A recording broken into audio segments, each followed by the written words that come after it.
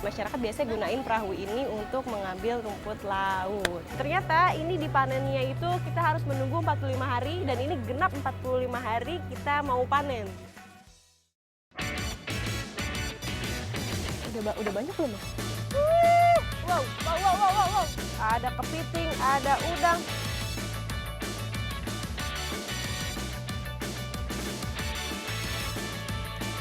Aduh, kejedot. Abang nggak bilang-bilang. Waduh. Ah, nyangkut.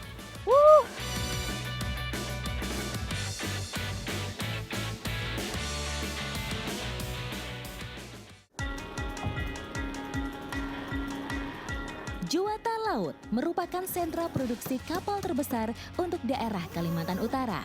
Dalam 1 bulan, desa ini bisa menurunkan kapal hingga 2 kali. Jumlahnya mencapai 10 kapal pada hari yang sama.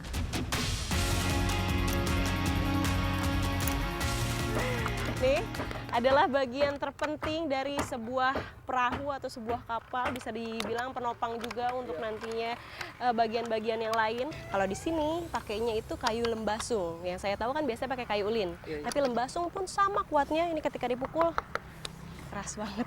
Karena ini adalah kayu yang paling kokoh, yang tidak mudah rapuh juga.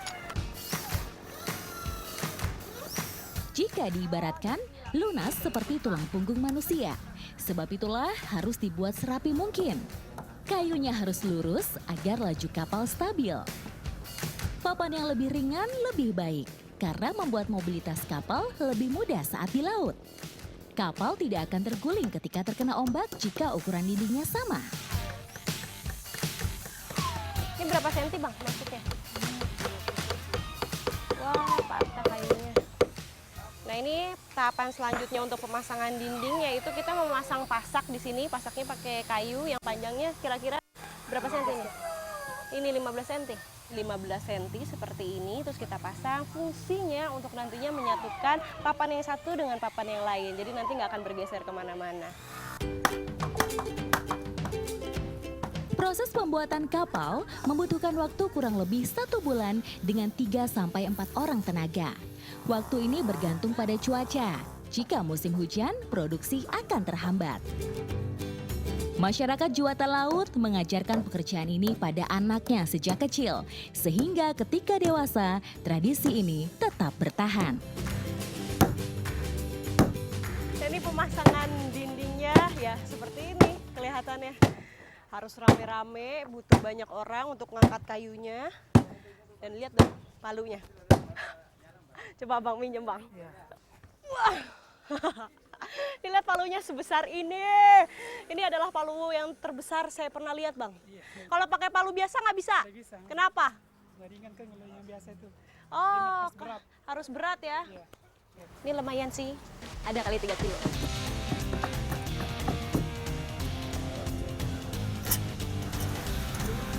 Oh, disesuaikan sama lebar kayunya. Ini setelah kalau dinding-dindingnya sudah terpasang rapi, sudah simetris, ini langsung ke pemasangan tulang. Nah, tulang-tulangnya ini yang dipakai itu adalah kayu kapur. Karena dia jauh lebih kuat dan juga tidak mudah lapuk. Jadinya nanti pada saat di laut awet. Jumlah tulang disesuaikan. Kapal ini memerlukan kurang lebih 20 pasang. Setiap bagiannya harus simetris agar seimbang saat dioperasikan.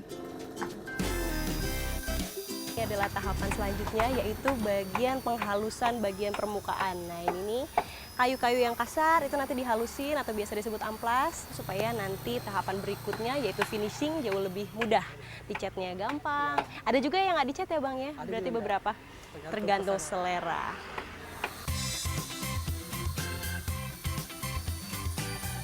Satu hal yang tidak boleh absen saat ada pembuatan kapal adalah syukuran. Bersama ibu-ibu desa, saya akan menyiapkan hidangan untuk ritual tersebut. Nah ini sekarang saya sudah bersama dengan Ibu Fatmawati dan juga Kakak Nisa lagi mau membuat satu kue yang harus selalu ada ketika ada selamatan di sini. Yang pastinya khas Tarakan. Tetapi ikuti jejak saya, jejak petualang. Wah, ada yang ikut. Bersama pemilik kapal, saya akan mengolah bahan-bahan sederhana ini menjadi racikan istimewa. Nah, ini adonannya sudah hampir jadi. Hari ini kita sebenarnya mau buat kue namanya bingka. Nah, bingka ini salah satu bahannya campurannya yaitu ada labu. Nah, labu itu sebenarnya bisa diganti juga pakai kentang, kalau enggak pakai daun pandan, sesuai selera.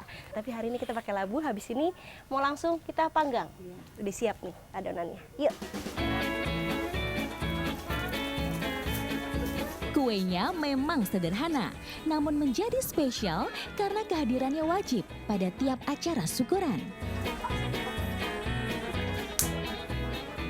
Nih, karena di sini biasanya kalau ada selamatan itu harus ada kue 7 rupa yang harus ada setiap ada selamatan itu. Nah, kita bikin salah satunya di belakang, ibu-ibu lagi masak kue juga tuh. Jadi nanti pas disajikan udah langsung banyak. Memasak bingka tidak bisa ditinggal. Panggangan ini harus pada suhu panas yang stabil supaya kue matang dengan baik.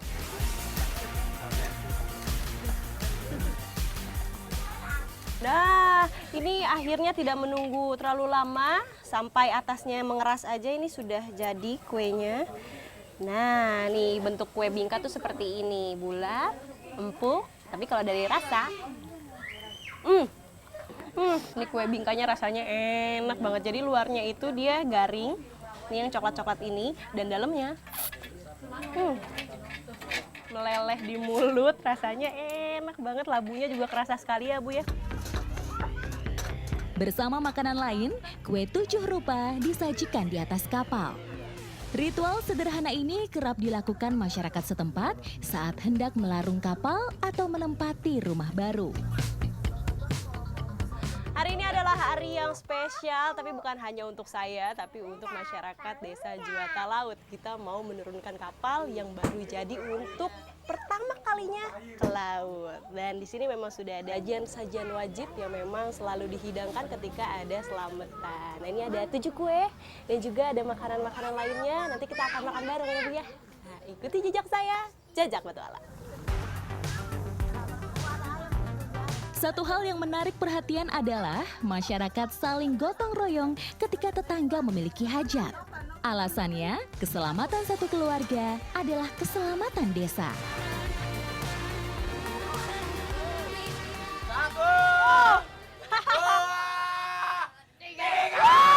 Setelah semuanya udah pada makan, tenaganya langsung terkumpul, kita langsung dorong perahunya menuju ke laut. Wah, ini rame banget, nggak cuma laki-laki tapi ibu-ibu juga ikutan.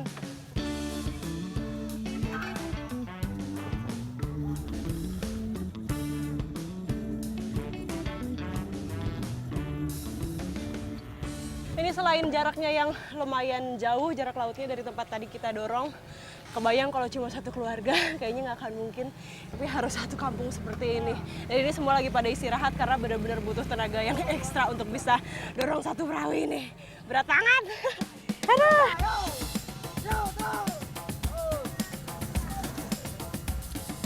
Akhirnya kita nggak usah dorong perahu lagi, jadi memang diturunkannya pertama di sungai, di tempatnya di muara. Jadi untuk nanti ke laut tinggal didorong pakai kayu yang ada di bawah, dianyutkan ke sana, karena kalau misalnya langsung ke laut jaraknya cukup jauh.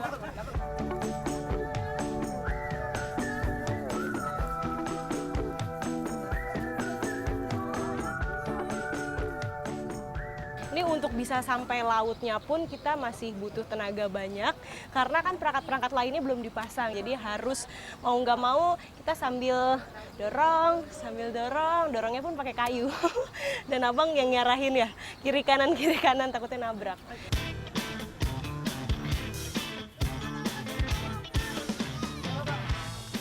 Ini kalau dilihat dari ukurannya lumayan besar, jadi memang kapasitasnya ini cukup banyak dan masyarakat biasanya gunain perahu ini untuk mengambil rumput laut.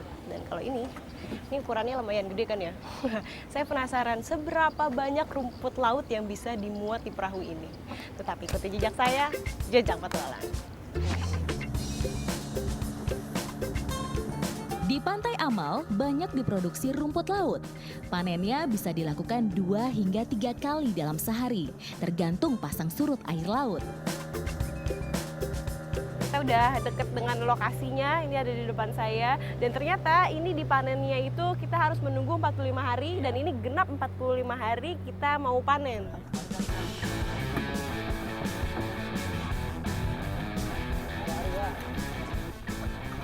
Nah, untuk bisa pegang rumput lautnya dan panennya ini kita harus pakai sarung tangan seperti ini karena di tali-talinya ini banyak sekali tiram-tiram, itu tajam kalau kena kulit jadi bisa terluka. Makanya semua harus pakai ini.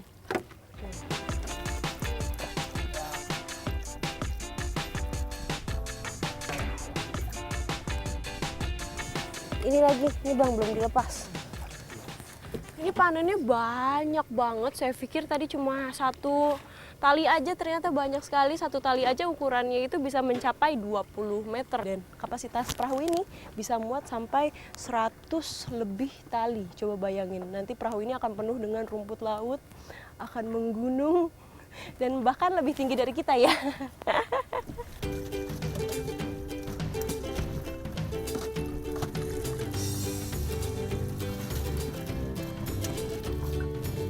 Akhirnya setelah lumayan lama kita panen rumput laut, selesai juga. Nah ini hasilnya. Nah kalau lagi cuacanya bagus dan juga panennya lagi banyak, ini satu perahu bisa full penuh semua. Tapi kalau ini lumayan lah kita dapetin. Dan kalau untuk masyarakat di sini, khususnya masyarakat pesisir, perahu itu peranannya sangat penting untuk kehidupan sehari-hari mereka. Entah itu untuk mencari nafkah, entah itu untuk keseharian. Jadi bilang sebagai teman hidup ya Bang ya. Tidak bisa hidup tanpa perahu. Tetapi ikuti jejak saya, Jajak Petualang.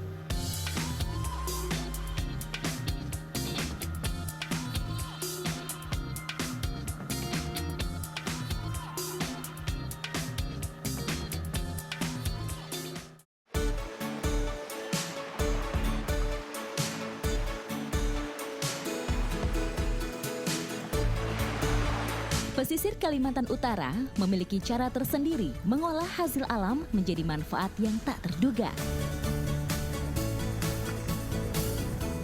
Kencang?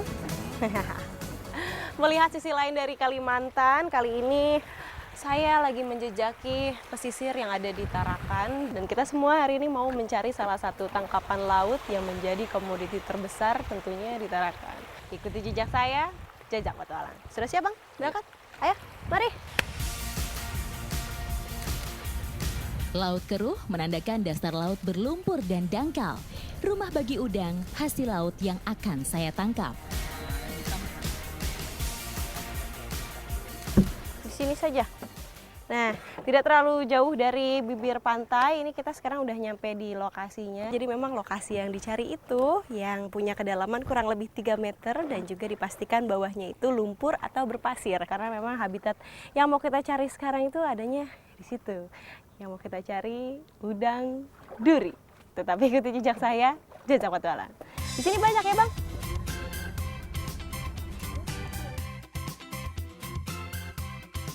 Jadi saya pikir awalnya memisahkan kulit udang dan dagingnya itu kita kelupas pakai jari, ternyata enggak.